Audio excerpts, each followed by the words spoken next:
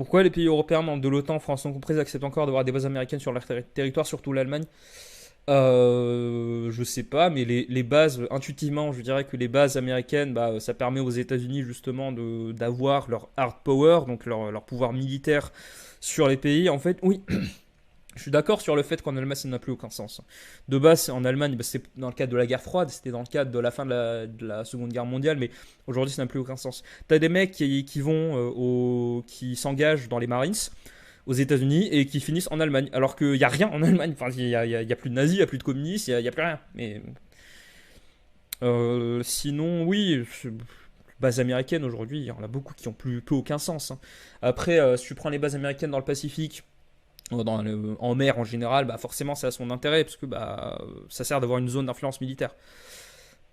BlackRock et autres fonds de corruption d'investissement, non mais c'est complètement corrompu, hein, d'investissement sont très intéressés par nos retraites. L'influence est là, relativement cachée, mais bon.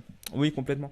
La réforme des retraites, on peut en penser ce qu'on veut, mais c'était directement, donc on va en parler quand on va parler du néolibéralisme, mais c'était complètement ça, hein. C'était de l'influence extérieure sur l'économie française. N'oublie pas les mots du World Economic Forum, tu ne posséderas rien et tu seras heureux. Oui, pour ceux qui l'ignorent, il y a le Forum économique mondial qui est on va dire, la succursale du néolibéralisme et du globalisme, où en gros à un moment ils ont fait une campagne de pub pour expliquer les ambitions que devraient avoir les États capitalistes occidentaux, où en gros ils disaient un des slogans c'était tu ne posséderas rien et tu seras heureux. En gros, ben voilà, tu posséderas rien, tu seras heureux justement parce que tu posséderas rien, tu n'auras pas de responsabilité, les villes de 15 minutes, tout ça, ce genre de conneries.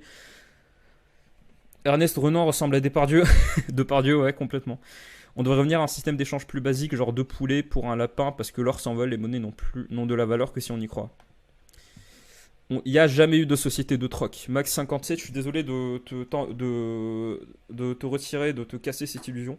Les sociétés de troc n'ont jamais existé. C'est une fiction théorique. En fait, pour justifier l'existence de la monnaie, on construit dans la tête, on imagine des sociétés dans lesquelles la monnaie n'existe pas pour justifier la nécessité de la monnaie. Mais il n'y a jamais eu de société de troc.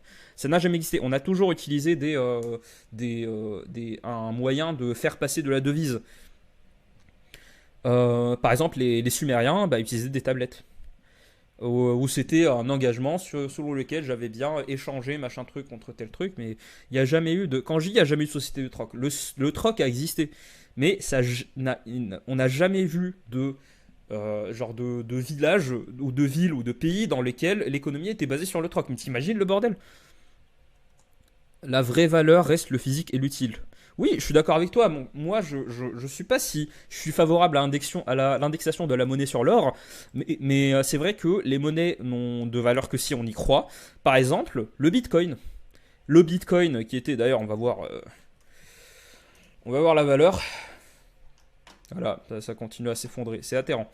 Je me souviens encore de la période où, c'était pas si longtemps que ça, où le bitcoin atteignait presque les 70 000 euros. Bah aujourd'hui, pourquoi? Parce qu'on n'y croit plus. Là, ça s'appelle une monnaie de singe. Une monnaie qui varie considérablement, mais aussi, ce genre de variation. Si t'as une monnaie dans le monde qui a ce genre de variation, l'État s'effondre, hein. Voilà. Donc, c'est ce qu'il faut comprendre, c'est qu'en fait, la monnaie est neutre. Il n'y a pas un billet de 5 euros ne vaut rien. Il vaut 5. On pense qu'il vaut quelque chose et c'est pour ça qu'on fait confiance en la monnaie. Après, moi ce que je recommande, d'acheter ceux qui ont vraiment beaucoup de thunes, investissez dans l'immobilier dans les grandes villes.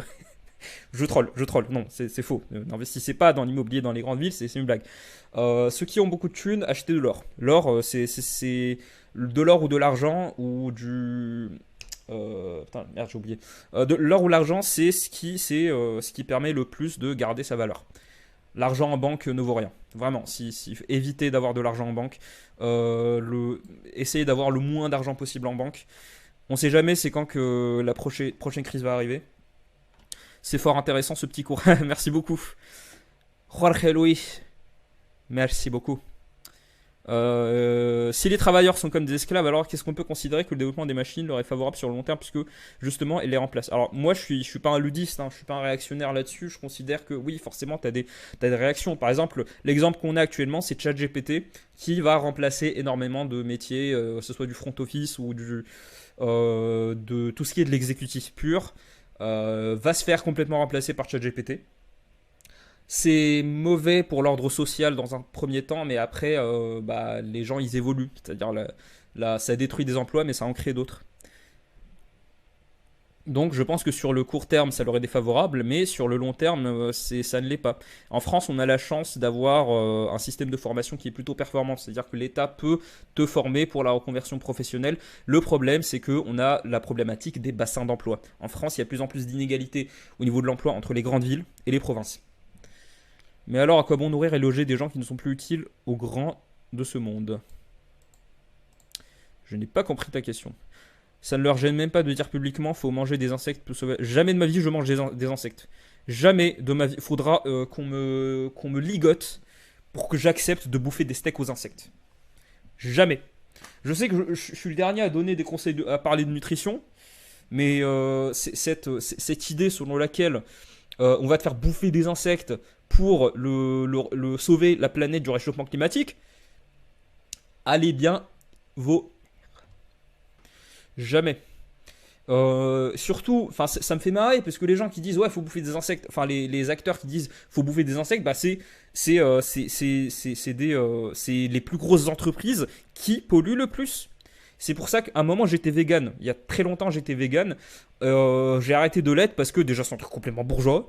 Et bon, j'ai évolué politiquement, donc forcément, voilà. Et aussi, je me suis rendu compte que bah, ça a aucun sens. Moi, c'était pour la planète, hein. Les animaux, je m'en foutais. Même aujourd'hui, je m'en fous un peu des animaux. Genre, oui, tu meurs, ok, bah. Merde, voilà.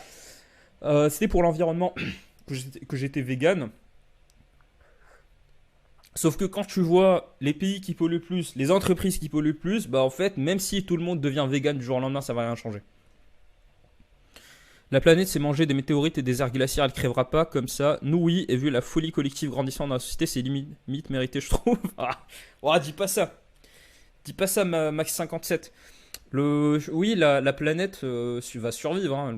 Si la planète peut devenir inhabitable pour nous, mais la planète va continuer à survivre. Peut-être qu'il y a d'autres espèces qui vont nous remplacer, peut-être les cafards, je sais pas.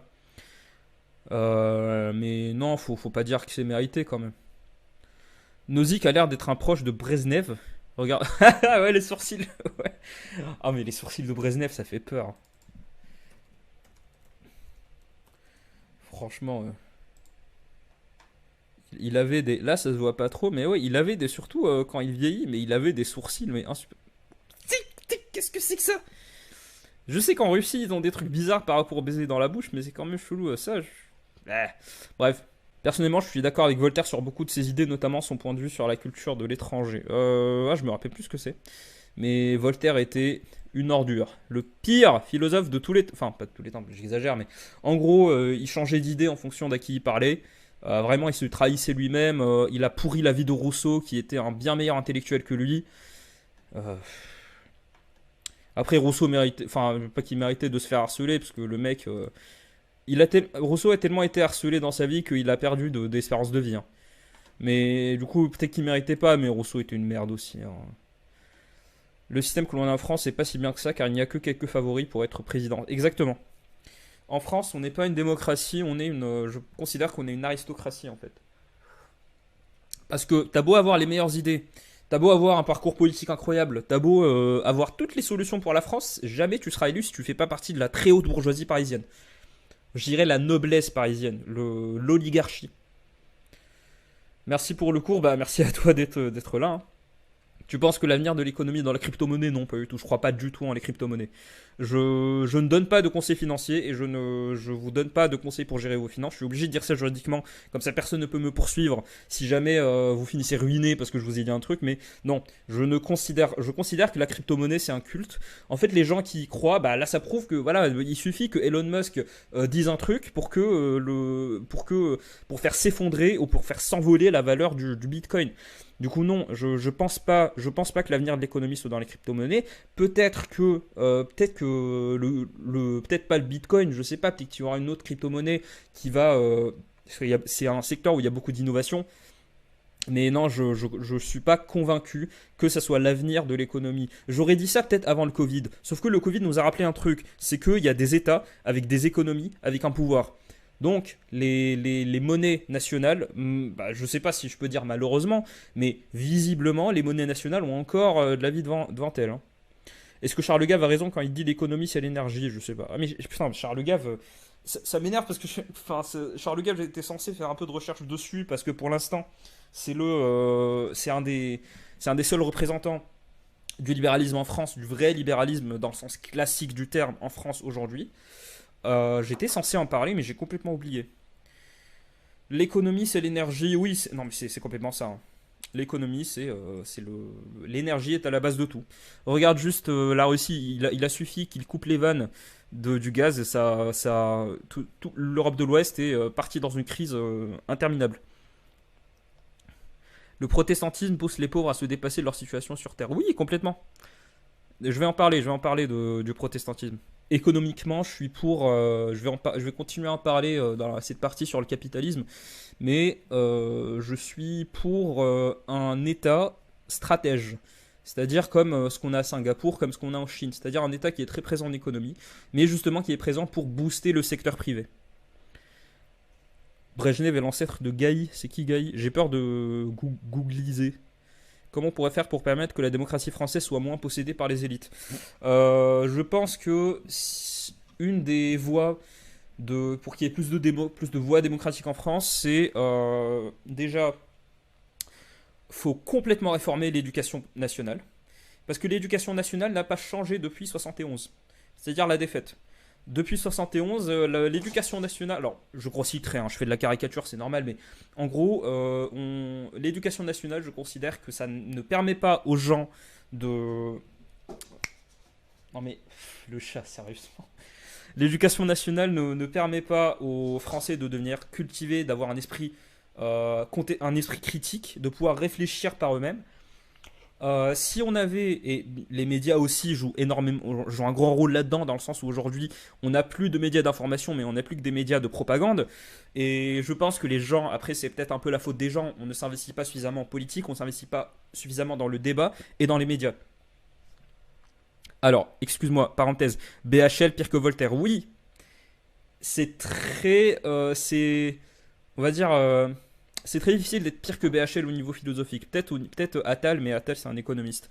Du coup, je vous disais quoi? Oui, et surtout pour moi, le truc qu'il faut le plus privilégier, c'est la décentralisation. C'est-à-dire qu'il faut donner moins de pouvoir à Paris. On a eu deux actes de la décentralisation. En gros, on donnait des pouvoirs qui étaient à l'État, on les donnait aux régions, aux départements et aux communes. En 84 et en 2000-2001. C'était de la foutaise, hein. C'est de la foutaise, le pouvoir est toujours extrêmement centralisé en France et pour moi ça a énormément de conséquences dans le sens où tout se passe à Paris. Même au niveau politique, tout se passe à Paris. Peut-être que la France est condamnée à être un État ultra centralisé, mais en fait aujourd'hui, si tu t'engages dans la politique régionale, c'est jamais pour continuer à faire la politique régionale à part ceux qui vraiment veulent continuer à occuper des postes au niveau de la région. Mais quand tu commences à militer au niveau régional, c'est forcément pour finir à Paris. Aujourd'hui, un des moyens les plus accessibles d'entrer en politique, c'est Le chat, il fout n'importe quoi. Un des moyens les plus faciles, enfin faciles, les plus longs, mais les plus convenus d'entrer en politique en France, c'est de militer au niveau local et d'occuper des postes au niveau départemental, communal ou régional, et ensuite d'aller à Paris. C'est tout le temps comme ça, hein. Il y a très peu de gens qui restent à occuper des postes locaux et qui ensuite ils n'ont pas l'ambition d'aller à Paris. Ça, c'est un gros problème. Euh, Bref, on va pas refaire le monde, hein, mais je pense qu'il y a des pistes à explorer. Et surtout, j'insiste beaucoup sur l'éducation nationale. Aujourd'hui, l'éducation nationale ne t'apprend pas de l'histoire, on t'apprend du récit. On te dit que la Révolution française, c'est la meilleure chose qui soit arrivée. On te dit que l'histoire de France commence avec la Révolution. On te dit nos ancêtres les Gaulois, on est tous, tous français. On est en fait comme si on était dans l'esprit revanchard de 71, parce que l'éducation, l'instruction nationale à partir de 71, c'était pour un seul truc, c'était pour se venger de l'Allemagne. L'Allemagne nous avait foutu une branlée à l'Empire, à la France du coup qui était devenue une république. Le but de l'instruction nationale, c'était de former des soldats. Et là, j'ai l'impression que c'est toujours la même chose en fait. J'ai l'impression que c'est l'éducation nationale en fait, c'est de l'énorme propagande. Hein. T'as l'exemple le plus extrême, bien évidemment, c'est la Suisse où là, les cantons, ils ont une liberté totale de faire ce qu'ils veulent au niveau de l'éducation. Mais en France, il y a le programme, le programme, le programme. Je considère que c'est contre-productif.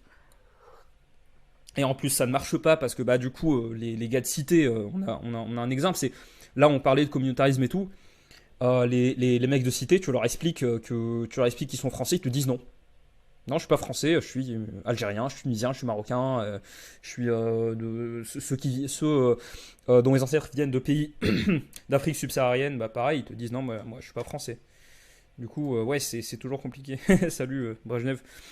Euh, faudrait trouver. Je suis pas un dieu, hein, je prétends pas détenir toutes les solutions, mais il faudrait apprendre aux Français à réfléchir. Pas forcément à avoir ce qu'on appelle à tort de l'esprit critique, mais au moins d'avoir le réflexe d'aller voir ailleurs, d'aller se confronter à de nouveaux modes. Et je pense que c'est une des raisons pour lesquelles le débat politique est désastreux en France. C'est parce qu'on n'a jamais appris aux Français à réfléchir, à confronter les points de vue, à débattre, à discuter, à se dire qu'ils ne détiennent pas la science infuse. Bref. Vivement l'euro numérique et le chaos à la première coupure d'électricité ou que les services secrets te démontent pour opposition par le sabotage de serveurs ou autre truc dans le genre. Je sais pas si ça va arriver. Ça me fait penser à une BD où tous les documents d'une personne sont condensés dans une seule sur carte, la carte universelle. Ça va arriver, hein. Je suis sûr que de notre vivant, on va voir une carte qui fait carte d'identité, carte de transport, carte vitale, carte bancaire. Il y aura tout. Ça a déjà été imaginé dans plein de films dystopiques. Et en fait, c'est une des pires trucs qui puissent arriver. C'est-à-dire, il y a une raison pour laquelle la sécurité sociale. Alors, pour ceux qui ne le savent pas, la sécurité sociale, ce n'est pas un organisme de l'État. C'est pas un organisme entre guillemets public. Enfin, si, c'est public, mais genre. En l'occurrence, la sécurité sociale est détenue par les partenaires sociaux. Des syndicats, des associations, d'autres organismes publics, etc. Et l'État a une part dans la sécu, mais l'État ne détient pas toute la sécurité sociale. Donc, c'est pour ça que bah, la carte vitale, je sais pas si vous avez déjà remarqué, mais quand tu vas dans un hôpital, on ne te demande jamais ta carte d'identité. À part si vraiment il y a une prise en charge médicale qui doit durer des semaines, on te demande ta carte d'identité, mais en général, on ne te la demande pas.